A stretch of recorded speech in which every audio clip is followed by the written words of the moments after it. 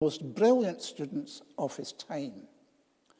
He impressed those who were the leading lights of that day, and particularly the Maclaurens. You will know of Colin Maclaurin, who was a mathematician, and he had a brother who was John Maclaurin, who was the minister of the Ramshorn in Glasgow. And John wrote that Buchanan was by far the best student in the college at that time, with an immense knowledge of Greek and Hebrew and other languages. Now, we don't know what happened in Buchanan's life thereafter, but we find him next employed as a schoolmaster for the forfeited estates with SSPCK support. And he was schoolmaster at Strawen and Kinlochranach. He was at Finnart, first of all, and then latterly, for most of the time, I think, Kinlochranach. He was obviously a gifted teacher, but had various struggles with the forfeited estates and with the SSPCK.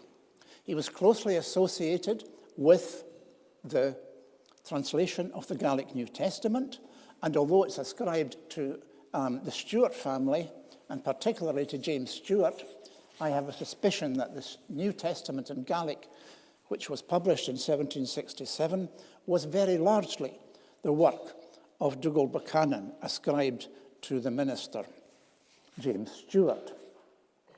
He saw the New Testament through the press in 1767 in Edinburgh. And at the same time as he saw the New Testament in Gaelic through the press, he published a volume of 8 hymns, his own little book. Some early drafts of his poems in his own hand survive in Glasgow University Library, and also letters in the National Records of Scotland. So Dougal Buchanan, the intellectual who became a schoolmaster with the forfeited estates and the SSPCK around Kinlochranach. That's a little summary of his life. It gives you the opportunity just to pick up by eye what I have just said. And this is the area, this is the area to which he belongs. You can see it further down south. I myself have studied quite a number of his different songs and poems, all of them in his published collection, and that's my edition. I've also studied various ones, having fun with this. Oops. Here we are. I've also studied some of his poems that are still in manuscript, because he had quite a number of poems, I believe, which were not published. He was a fastidious scholar and fastidious poet, and if things didn't measure up to his standard, he wouldn't publish them. So only 8 were officially published. But I've explored most of the remaining Buchanan material. If you're keen to see something of the Buchanan environment, you can still do so, because his house is still there. There it is. It's called Taich Nishian, and it's just up from the main road through Strathgair, you go up to Ardagh. I couldn't believe it when I discovered this house. Dougal Buchanan was born in 1716, and the house in which he was born and where he lived is still there for all of you to see, to the present day. I went up to the door of the house, and I knocked, and a gentleman came out to speak to me, and I said, "Is Dougal Buchanan here?" And he said, "Well, no, he left a wee while ago." I said, "I thought as much, but it's wonderful to find the house." And this is one of the best kept secrets in Scotland, and certainly in the Gaelic literary world, that you can go and see the house where Dougal Buchanan lived and where his father lived. As I said, he was the miller. Oops, we're jumping about. He was the miller in Strathair, and the gentleman who is still in the house, who owns it and is a descendant of Buchanan, he had made a model of the mill, and you could see it just as you went up the drive to the house. Up behind the house is this place. I'm trying to get this to work. There it is. Up behind the house, there's a fairy knoll. And if you climb the fairy knoll, you can see all around. You can see Strathair below you. You can see Loch Lubnaig in the background.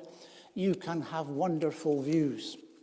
And it's no surprise that a person who lived in such wonderful surroundings, there's Loch Lubnaig as seen from the top of the hill behind Buchanan's house. A man who lived in such an environment had a love of the natural world. Buchanan's poems cover a very wide range of themes. He was bilingual, and this part of Perthshire was a threshold area. Because he was so bright and interested in books, he was reading everything that was available to him in English. And that included poets, religious poets like Isaac Watts, James Thomson. You'll know Isaac Watts' name very well as the composer of hymns, 16th, 17th century, an earlier contemporary of Buchanan. James Thomson wrote a book on the seasons, poems on summer, autumn, winter, spring, and so on. Buchanan was reading all of that. And he took his cue from English writers most of the time, and he transferred them into Gaelic. He made a tremendous job of that. And even though he was borrowing a great deal of material, he was reconfiguring it, reconstructing it, reclothing it in Gaelic garb as he went along. And you see this very clearly in his poems. And just a couple of these poems to give you the flavour of his way of working. He composed a very long poem on the Day of Judgment. And he used as background the very ancient theme of the Day of Judgment, biblically based, of course, but much worked by successive poets, preachers over hundreds of years, but particularly, and in Buchanan's time, by English composers.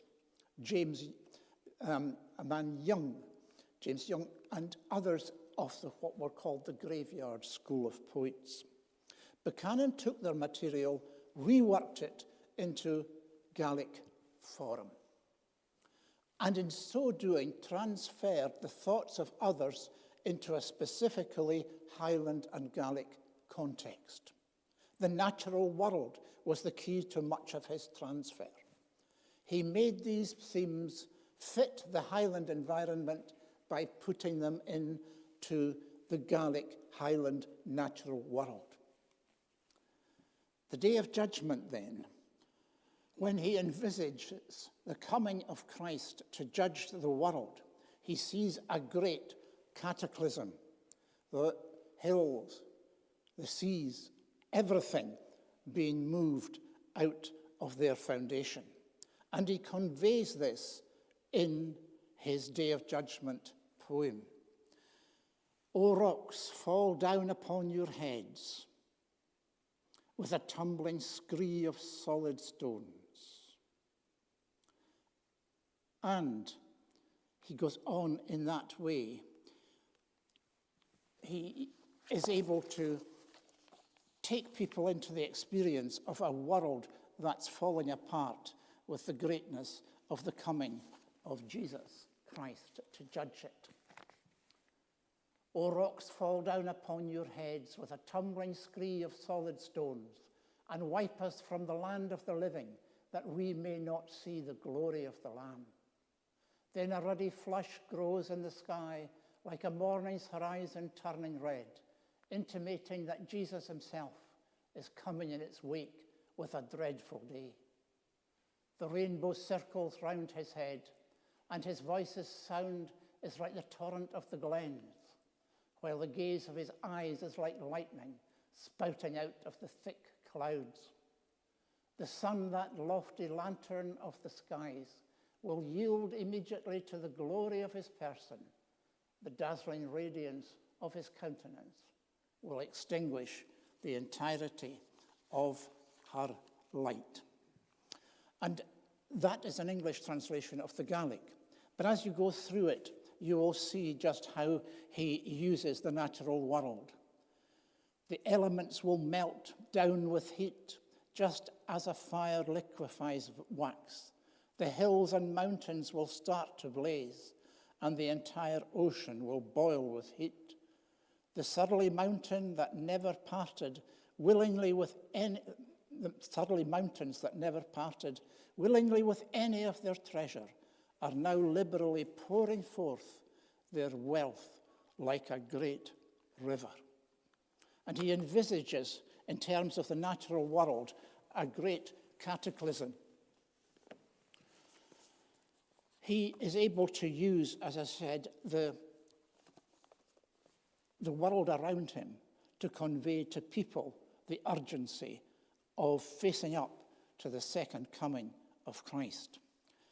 One of the aspects of his verse that I note very carefully is that when he's in evangelistic mode, rather than in contemplative mode, he uses the natural world of the Highlands to grip people's attention.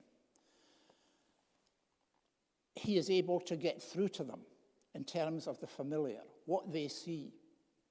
And that is how he operates most of the time. When he is praying, when he is thinking more inwardly, he doesn't use the natural world to the same extent. Here's the Gaelic of a little of the Gaelic that I've read to you. O chricaf tuchtje vir cawn, lis gar nis garif de chloch of crwy, is scrisif sheen a cheer na bew, a chooms nach feichin glor an uain.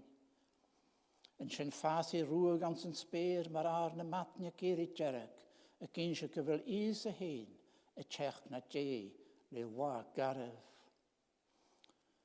Ham bo frosh mon koers da chawns, mar hult na glawn ha fwy magoo.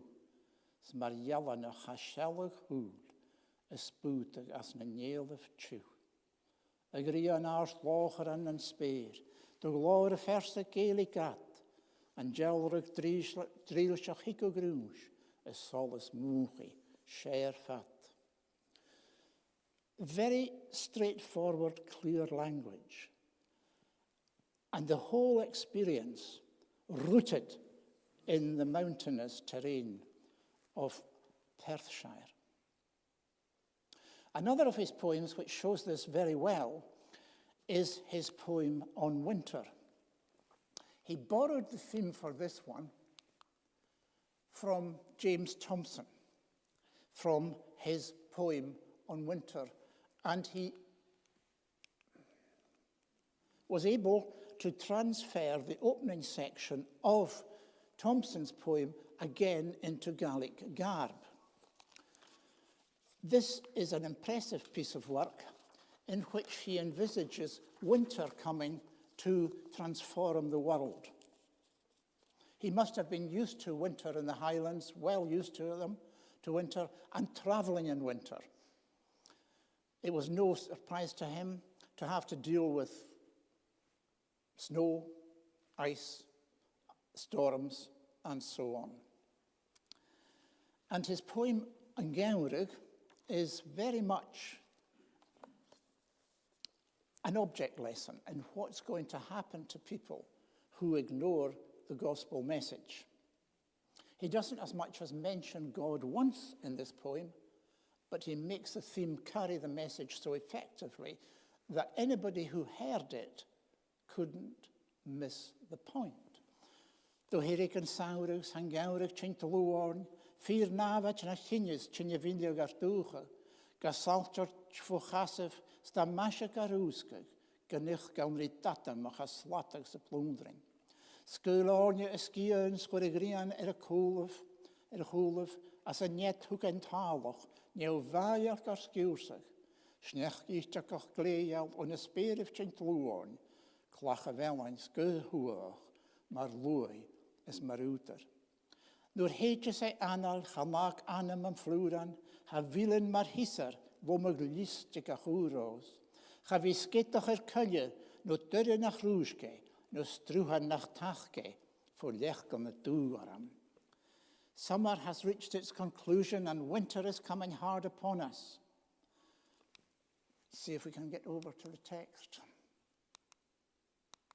Here we are.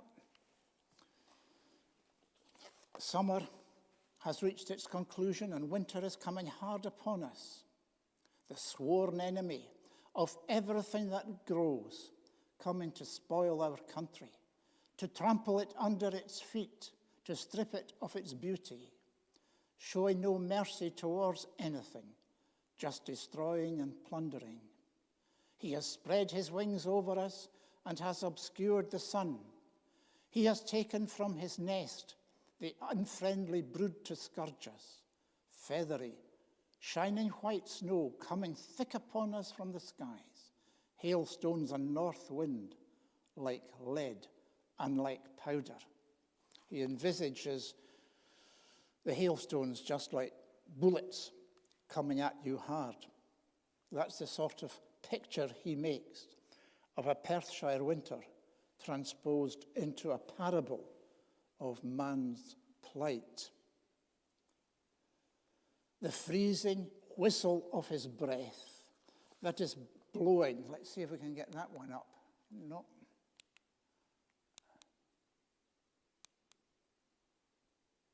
We'll see if we can get through it anyway. The freezing whistle of his chest that is blowing up the storm has put yeast into the sea and has made it swell into wild waves. It has made the sleet curdle on the heights of each upland, and it has scoured the stars clean to flood us with their light. What a picture that is of a winter night. Every animal and human that has not prepared in its season is being scourged by the storm with no houses or clothes. And those who were industrious are becoming surly, offering no alms and refusing a loan to the lazy person, though he should die in the snow. And this verse, when he exhales his breath, his soul will not spare a flower. His lips are like scissors, stripping gardens of every fresh rose. No adornment will be left on a wood, or a copse that he will not denude, or a stream that he will not choke under black and blue ice slabs. And he moves on to make it perfectly clear what the poem is all about. He's addressing the older person. And he says, the splendid flies that were idle all summer in the rays of the sunlight, light-heartedly dancing, with no concern or preparation for the dark days of winter, are now dying everywhere with distress. But listen to me, old man, and understand the metaphor in my story. Death is bearing hard down upon you. That is the winter in my song. And if it finds you as a sluggard, totally unprepared to meet it, repentance at the very end will not protect you from the pain. So he's very, very blunt indeed about what is going to happen to the old man if he doesn't repent. So that's what Buchanan does with the natural world. He uses it in his hymns as a vehicle to get the Christian message across. He's talking to people he knows in rural Perthshire and far beyond, and he's getting them to respond, to take seriously the message of the gospel. And he's a master of doing that in terms of pictures of the natural environment. What then of Peter Grant? Let's move to him. Here he is. Peter Grant, as I said, is the best known probably of all Gaelic hymn composers, certainly within the evangelical movement. He was a precentor in the local parish church, very musical, a fiddle player. And he was converted through the preaching of Lachlan Mackintosh, founder of the Baptist Church at Granton-on-Spey. He succeeded Mackintosh as minister in 1826, ordained 1829, and served until his death in 1867. And during that time, the church achieved a membership of almost 300.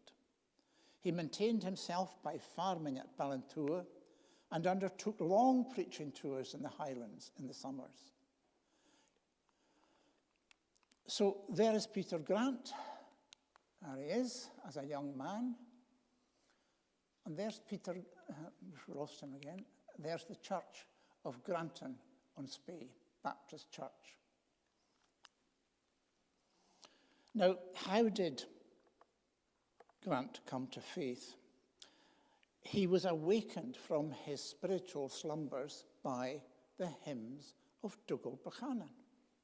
A stranger, he tells us, came to the village after a friend had died, and he had a small volume of Gaelic spiritual songs, which, to the astonishment of all, he sang to the old Highland airs we had to our vain songs.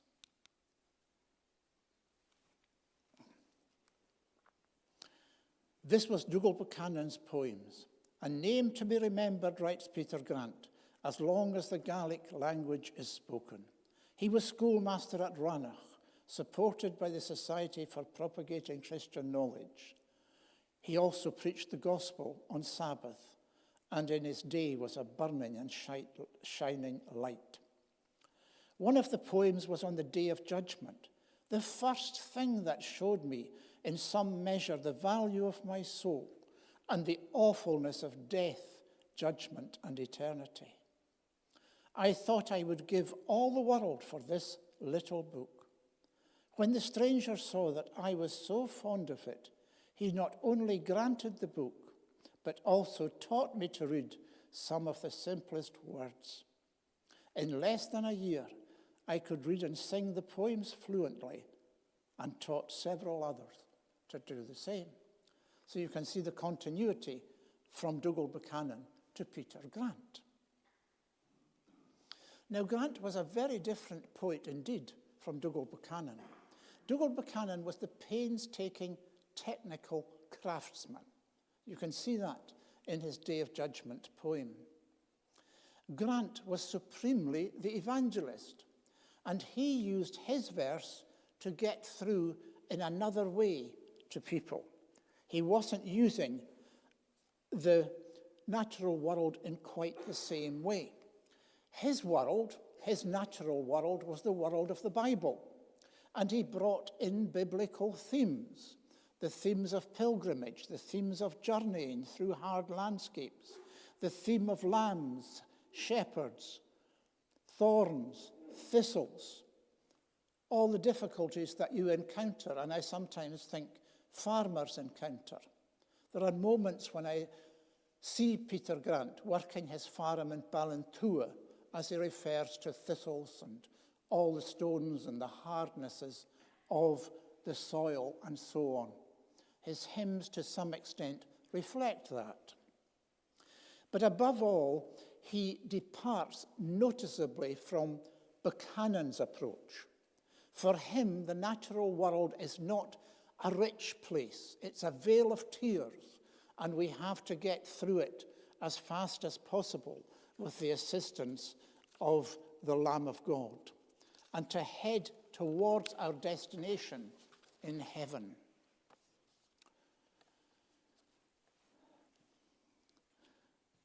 Let's see if we can get another one here. Bas yn iran. O sawn hansolas ag drawn hwyr eldys, niech o glor fod yn fach gi. Chanich yn felfar, rym fel yn dochus, ach crwn glor an y rhywch nef. Befoch gan stor as lew glewn yn jawr sio, na fel dygor an sy chrynnu chi. Han cryd jawnach fi hawl har Jordan, a shine yn orain, than dugad space.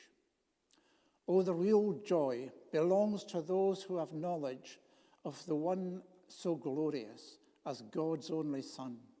Their hope is set not on things that are fleshly, but on a crown of glory in the heavenly realm.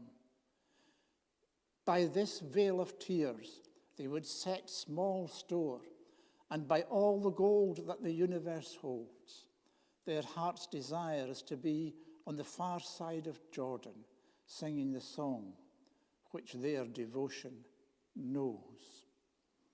So, for Grant, the world is something through which we pass, and we don't observe it as Buchanan did in such detail. We struggle with it, we fight with it, we have to deal with the thorns and the briars and all the, I suppose, the weeds that the world throws up until finally we get through to the heavenly city. And that is where Grant places his emphasis, completely different from the way Buchanan works. We can see him sometimes modifying themes in Buchanan, moving them towards a more obviously biblical context. Fascinating to see him doing that. He's got a version of the Winter poem, for example, where that happens. He remakes Buchanan's poem in a certain way. So he doesn't bother much with the natural world. He doesn't do it in the same way as Buchanan would. His message is preeminently to do with the soul and the internals, as it were, whereas Buchanan's verse appeals much more to the eye and what you see and the lessons that nature can teach you. Grant is very different. Occasionally, however, he can surprise you with a very lively metaphor. And here's one that has stuck in my mind for many a day. He talks about the Gaels and their desire to have the gospel.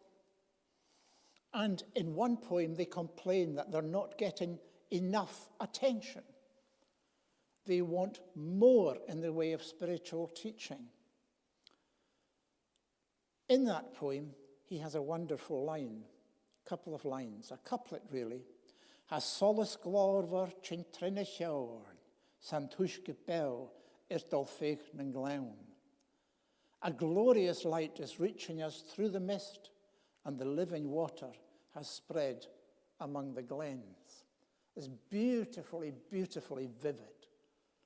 And it often comes to mind. You can see the rivers of life flowing through the glens, just in that little couplet. A glorious light is reaching us through the mist, and the living water has spread among the glens. A great couplet. As I said, a very different approach to the gospel. Still in a natural environment, but two different natural environments. To Buchanan, the mountains, the streams, the ruggedness of the highlands, all part of God's tapestry to explain, to be used in explaining the gospel to people. Peter Grant, on the other hand, suppresses that, and he uses a biblical landscape by and large, quite Bunyanesque at times, with metaphors of, I suppose, tillage and the difficulties of keeping the soil free of briars and thistles and all these things. Quite different view. Somebody who is not so used to looking around and seeing the greatness and the mountains and so on, but rather is focusing on the earth, ploughing the soil and keeping away the thistles. What we still do on Crofts. And now to my friend Duncan MacLean. Here he is. This was the man that I discovered in Aberdeen University Library when I thought I was going to go out of my mind with bureaucracy. It was just wonderful to find his little book. He was born in July 1796 at the end of Dochart, you know Glendochart, near Killin, to Archibald MacLean and Sarah Mackay. He studied at the universities of Glasgow and Aberdeen, probably Marischal College. He was missionary minister in Benbecula from 1823 to 1828. He was minister at Salin and Mull between 1828 and 1835, and at Kilbrandon on the mainland of Argyll between 1835 and 37. He then moved to Glenorchy Parish Church, where he was between 1837 and 43, and at the disruption he moved into the Free Church and ministered there in Glenorchy until he died in 1871.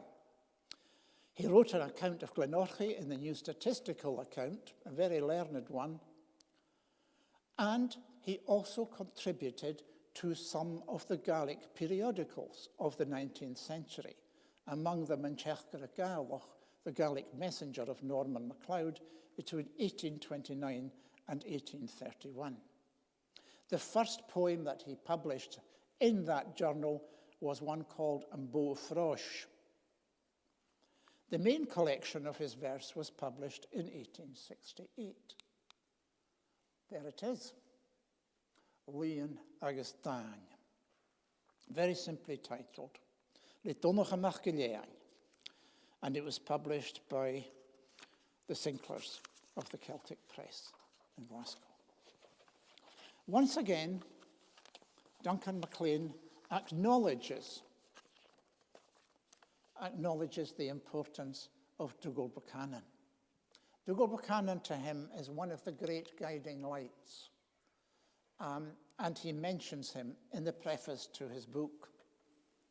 He mentions Arif nach big de varstig Giri ar dúcha hain mar a Dougal Buchanan an Thoramach Seamus Mach Gricker an Tolf Donaloch agus Ian Morris dan go in a herrig. Dougal Buchanan, the Reverend James MacGregor, Dr. MacDonald, John MacDonald of Ferntosh, that is, and John Morrison go in the herrig, the smith of Harris. And he's modelling his verse on these men and their work.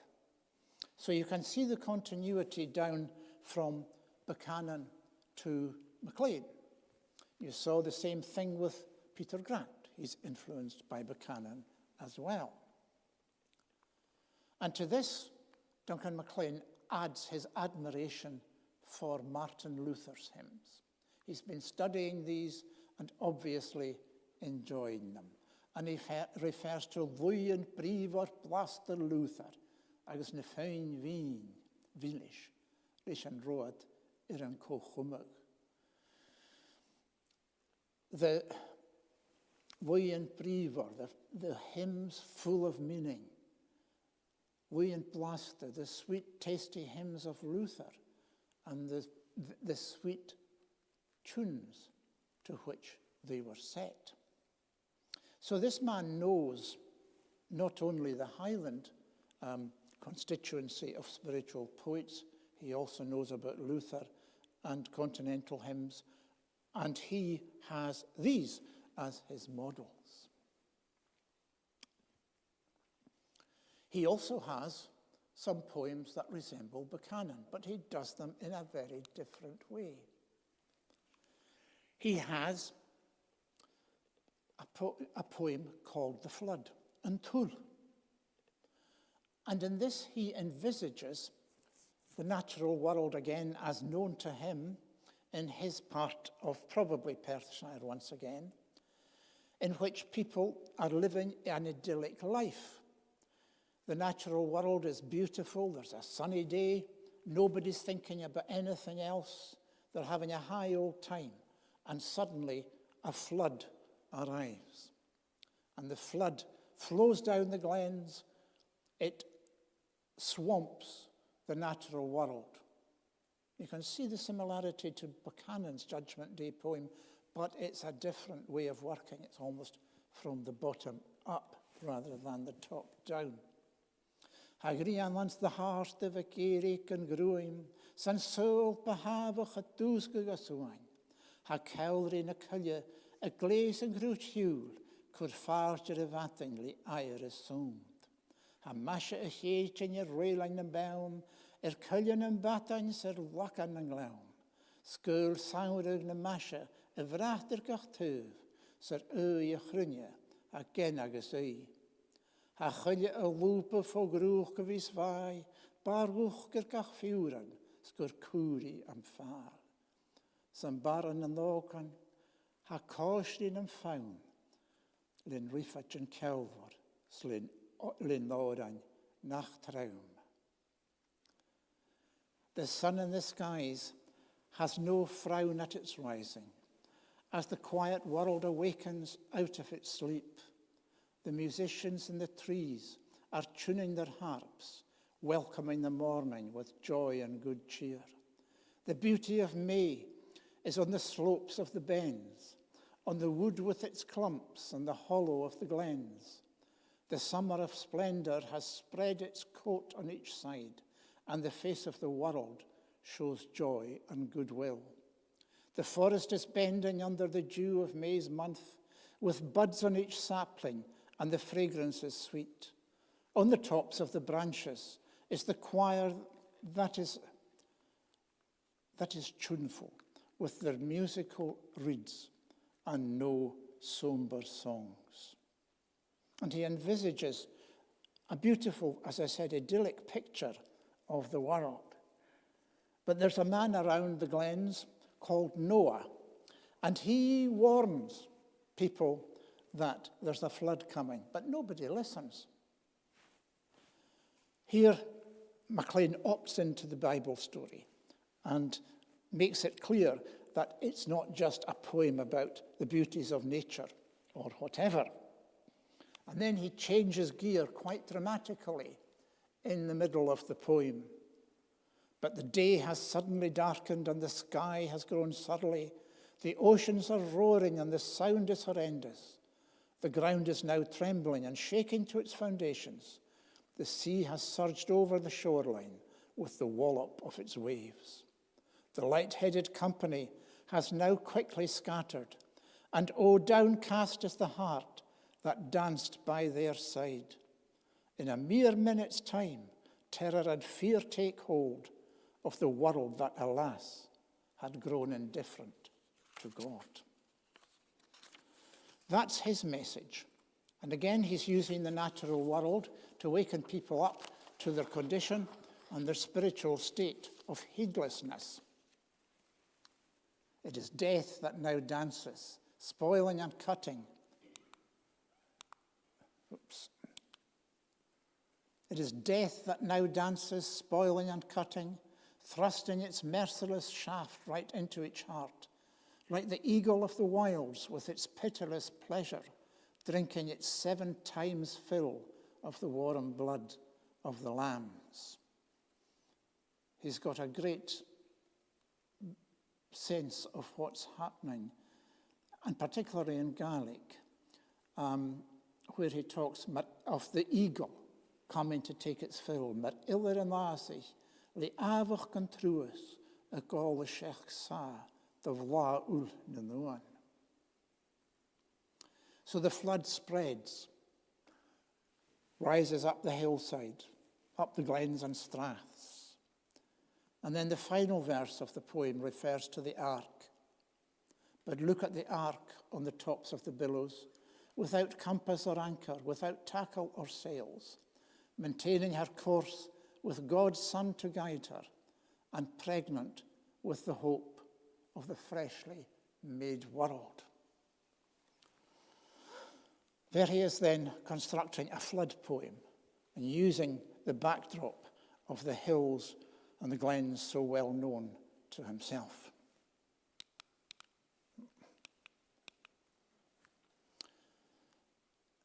He balances that with a beautiful poem about a rainbow.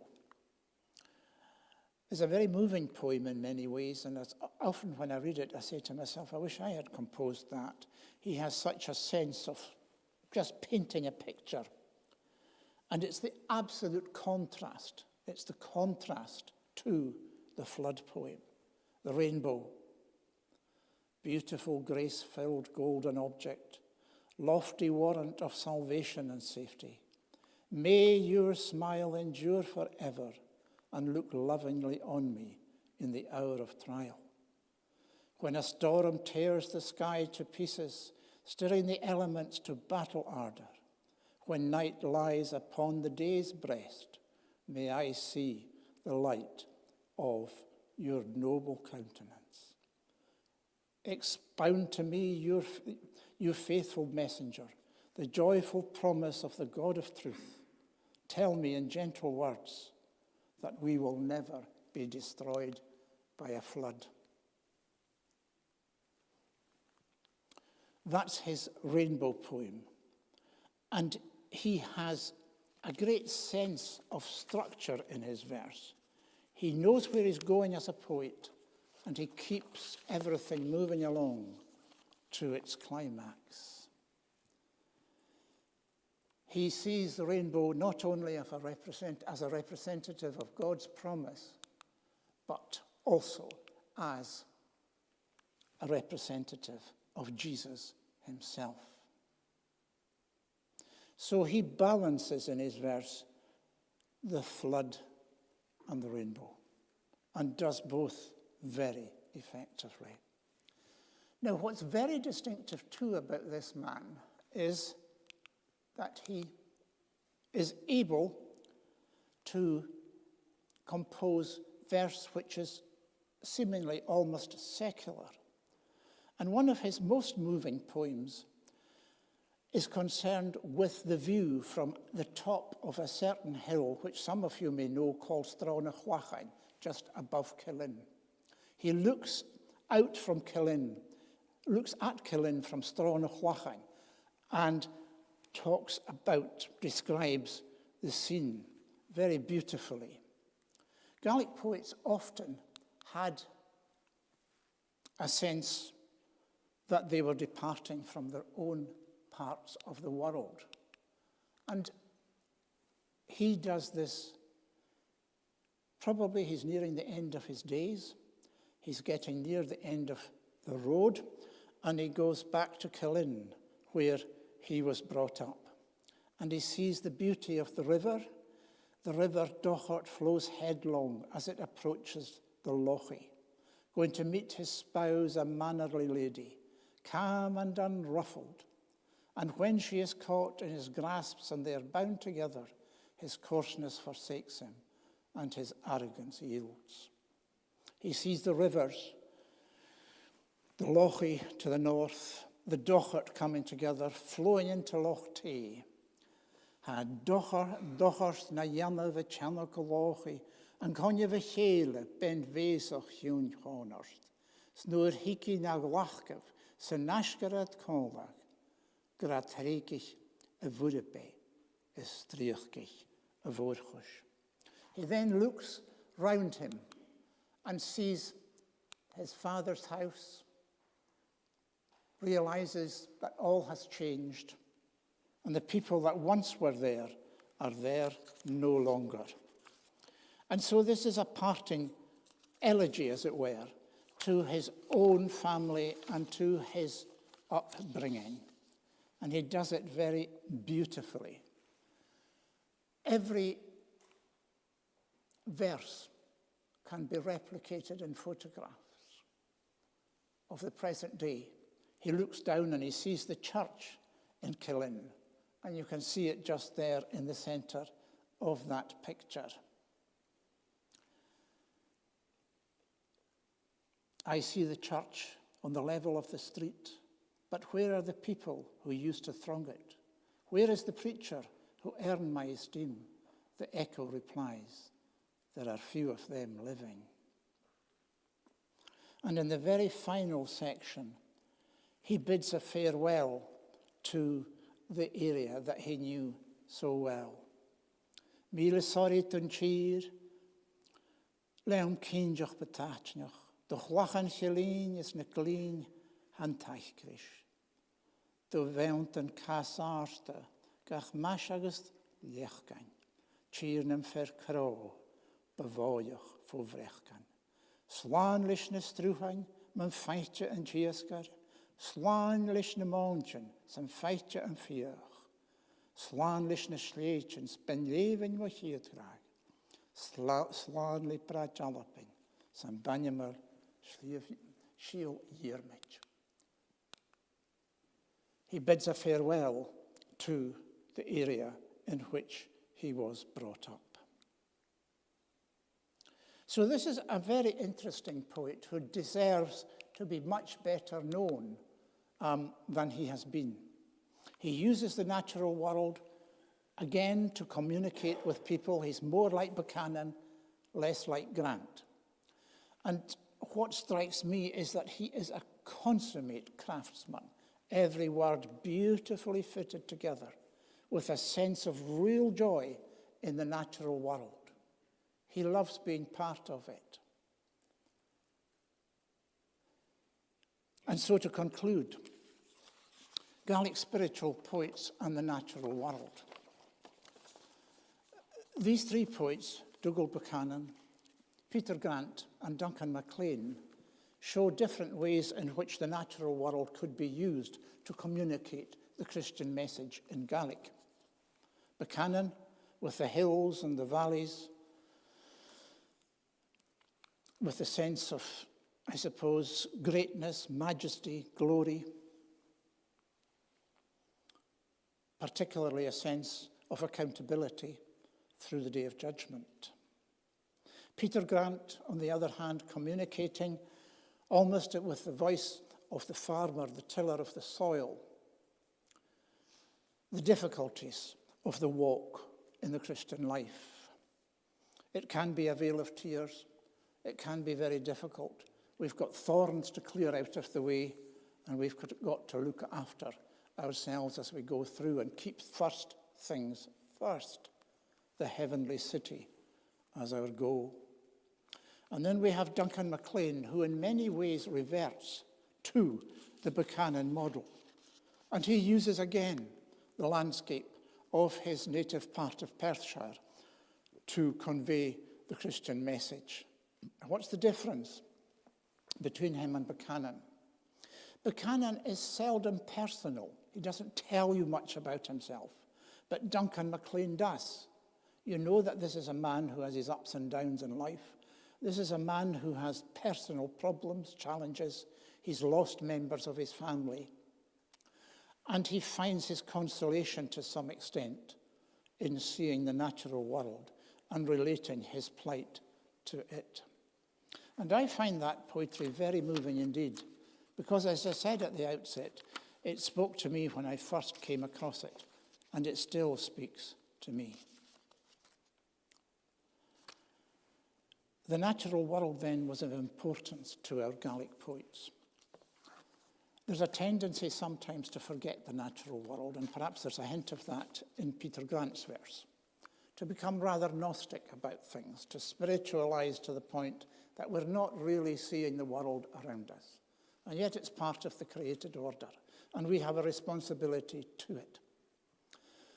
And Dougal Buchanan and Duncan MacLean certainly underline that for us very, very clearly indeed. That's just a brief overview of these poets. Each poet would deserve a lecture in his own right. I'm glad I've been able to give you just a little flavour of each of them, Gaelic spiritual poets and the natural world, and that I've been able to fight my way through the treachery of technology as well. Thank you.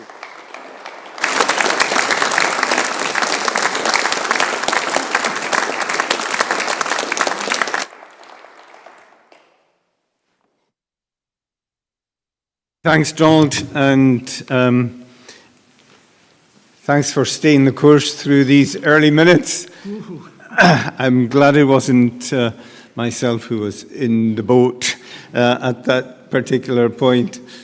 We're open to questions now. Any questions or comments that you'd like to make? Apart from correcting Donald's Gaelic. Yeah.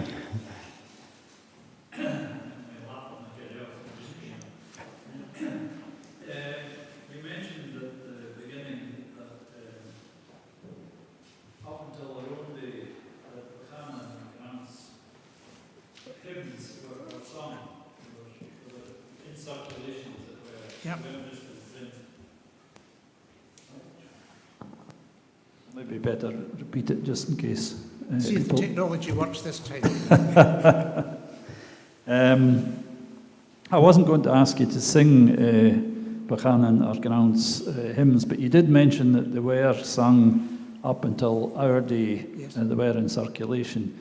Now, is the same true of Maclean? Did his, are there any recordings of his poem, or were they so local that they didn't? No, he has vanished completely, Ian, and that's an excellent point. Thank you for that. He has gone completely, and I'm not sure why that is. Are his hymns, were they deemed too heavy, too much part of the natural world, not spiritual enough? They've vanished. As I said, I didn't know a thing about him till I discovered him, completely by chance in Aberdeen University Library. Amazing. And the one who really has one is Peter Grant. It's just a couple of Buchanan's hymns that I know are sung. Fulangus Mahlandir is very, very common. It used to be sung regularly by Mary Morrison, Mary Peckham. And also parts of the Judgment Day poem, which I cited early on, these parts of that were sung still in Mull by the older generation, back probably as late as the 60s, 1960s, yes. But he's not been all that popular either compared with Peter Grant. Peter Grant became top of the pops because I think he meshed more with the kind of evangelicalism that came into the Highlands, which was quite introspective and didn't look out in the same way as Buchanan did and Maclean did. But Maclean is the one who's just disappeared. Very, very interesting. Great question. Thank you for that. Perhaps others have thoughts on that.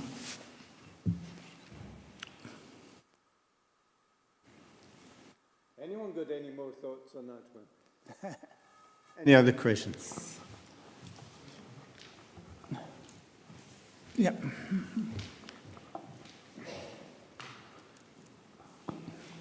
Donald, thanks very much. Just a question about the influences from the south. With Maclean, it seemed a little bit like when you were saying he doesn't mind talking about himself. The always nature poet that comes to mind from south of the border is Wordsworth. Were there kind of currents flowing back and forward? Thank you, Mark. I'm quite sure that Maclean was the very kind of person who would have been aware of Wordsworth. I'm sure he was. He has a much more introspective mood in him than Buchanan has. He's further down the sort of chronological ladder. And he's nearer, I would say, to the Romantic movement. The Romantic movement used the natural world to some extent as a reflection of the inner self. People projected their moods onto it.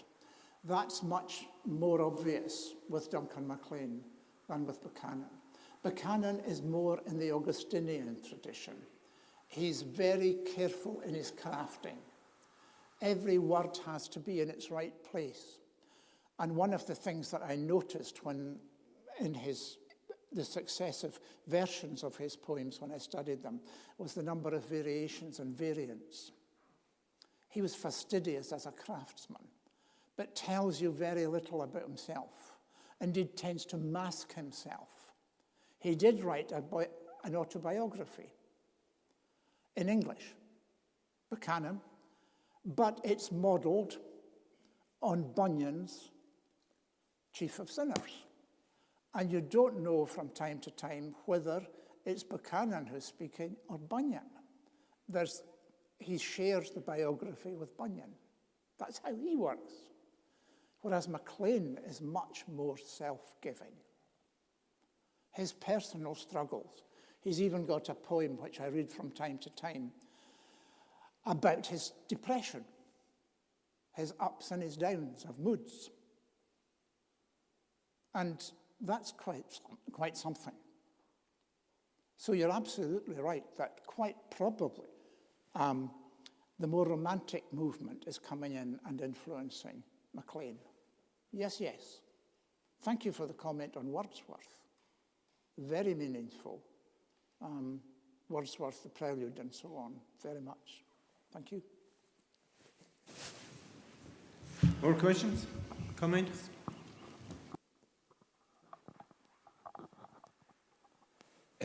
Other than the flood narrative, were there other aspects of Old Testament narratives, or do you feel that they were leaning more towards New Testament narratives, or both? Where do you think there's more of an emphasis, in the Old Testament or the New? That's a good question as well. Wonderful questions. Thank you, everyone.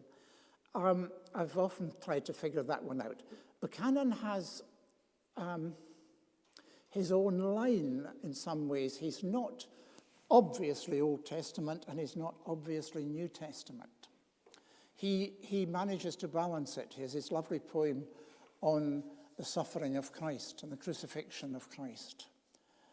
He has his poem on the Judgment Day. He keeps them in focus, keeps them in balance. The trouble is we don't have enough sampling of Buchanan to be absolutely sure what he is thinking, on the whole, which parts of the Bible he's using. With Grant, it's clearer. He's very New Testament, very. And his emphasis is on reaching the heavenly city. He focuses, I would have said, on Revelation, very clearly so. His poem that comes to mind immediately with me is "A sea on a shine hopeins is soaring tors me little rum to noan." Zion is singing as sweetly as possible, giving 1,000 honours to the Lamb. Zion, of course, goes back in Old Testament, but the picture he constructs is very Revelation type. Yeah. And then Maclean, he's a mixture. He has the flood narrative, and that's an old one. But I can't think offhand of any of his material which specifically nails down a section of the Bible or is related to it. Very general in the way he approaches his themes, his rainbow, his flood, and other ones, his feelings of depression, his various moods are there more obviously. It's more personal interpretation. So of the lot, the three of them, who's the more biblical one? And what way does he lean? I would say in that sense it's Grant. And he's quite New Testament. And I think that that's one of the reasons his hymns appealed later in evangelicalism in the Highlands. They were good for guiding people's minds in a New Testament model, whereas the others weren't quite as obviously that way. With Maclean Buchanan, you get the impression that the craft of the poet was very, very important. They worked hard on that. Whereas on Grant, what was really important to Grant was getting this Christian message through. That was his job. And he wasn't that bothered about the crafting, quite the same way. That's it. Hard to answer that question as well. Okay.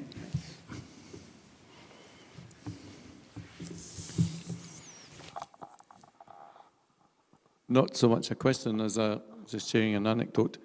I had the privilege of having ministry for about 3 to 4 years on the Isle of Mull and the Ross of Mull and Eilani. Yes.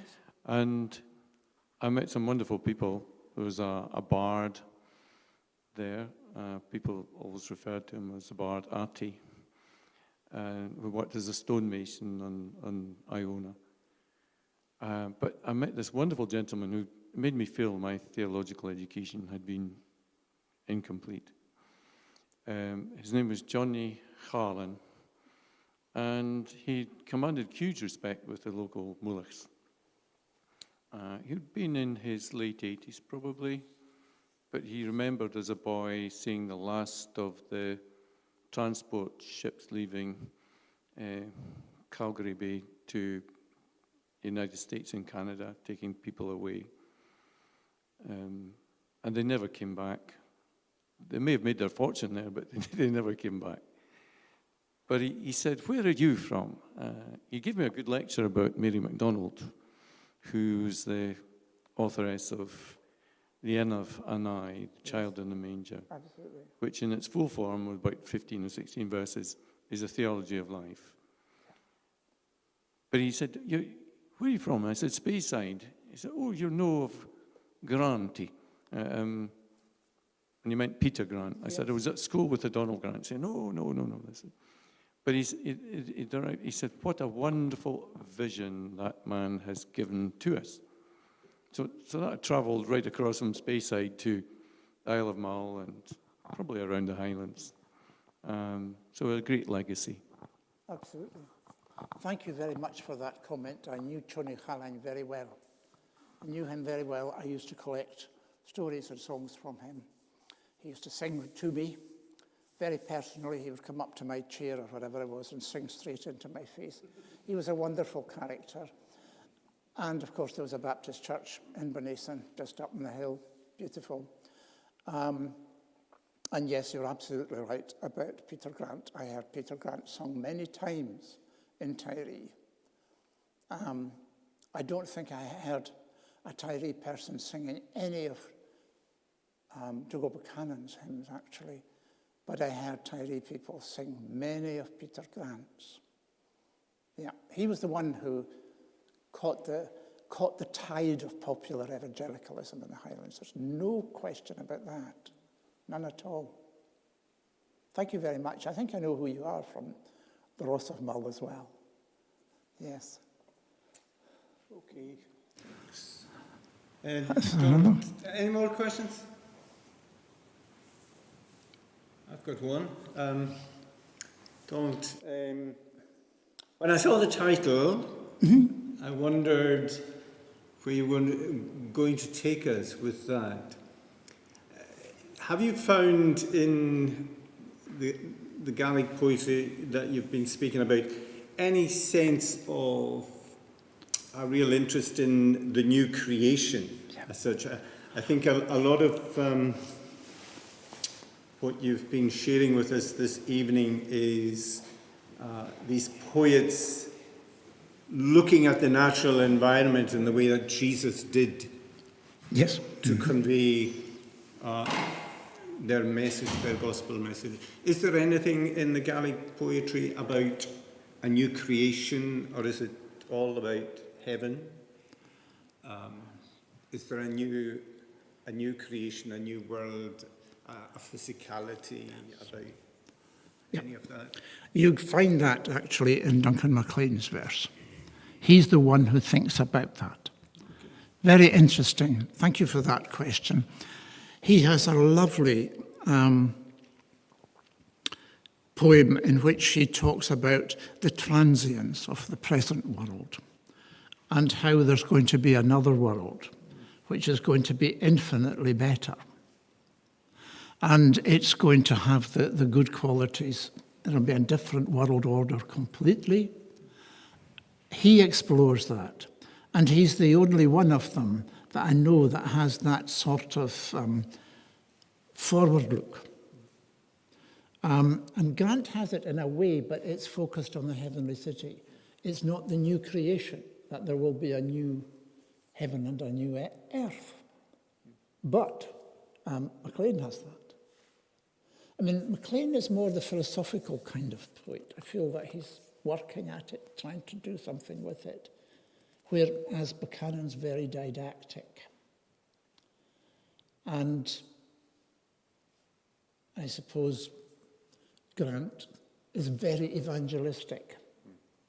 MacLean stands back a bit, and he thinks about the issues much more obviously than I would say any of the other two do. So he's the only one that I can point to so far with that feeling, that sense of a new world. Good. Thank you, Donald. Let's put our hands together for Donald. Thank you very much.